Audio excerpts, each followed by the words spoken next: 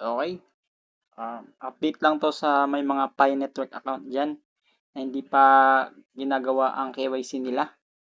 So, ito, meron ng grace period. So, submit their initial KYC application within the first 3 months.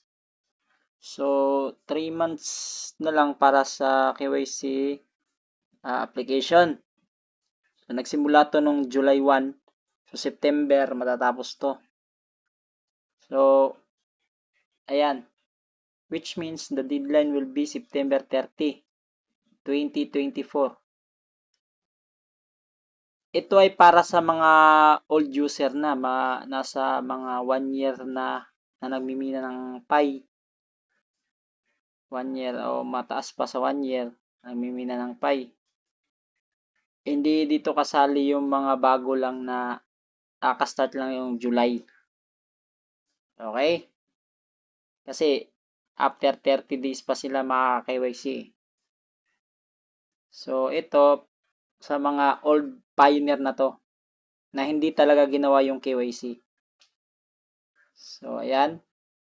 Complete the minute checklist to migrate to the minute within 6 months, which means the deadline will be December 21st, 2024.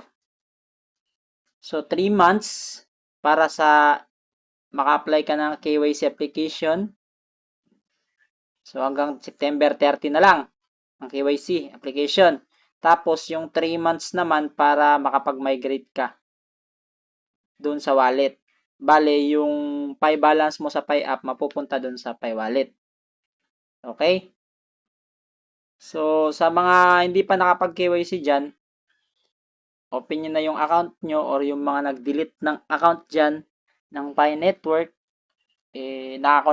nakakonekta naman yun siguro sa mga Facebook account natin.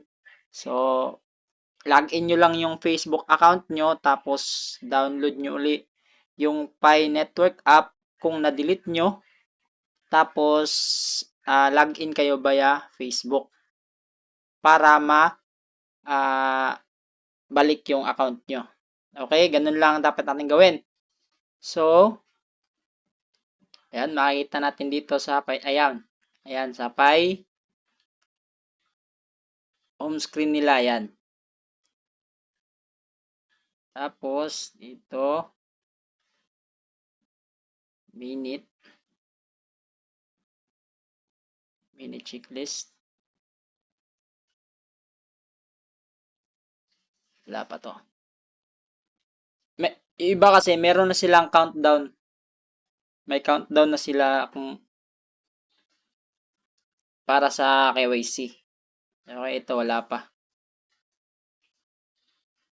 So, gawin na natin para sa mga hindi pa nakapag-KYC para hindi mawala yung mga Pi balances natin. Kasi, pag hindi nyo nagawa yan, ay tatanggalin yung mga nakaraan yung Pi balances. Okay? Sana ay magawa natin ng maayos. At ito lang yung update para sa Pi Network. Okay? So, good luck guys! And God bless sa ating lahat.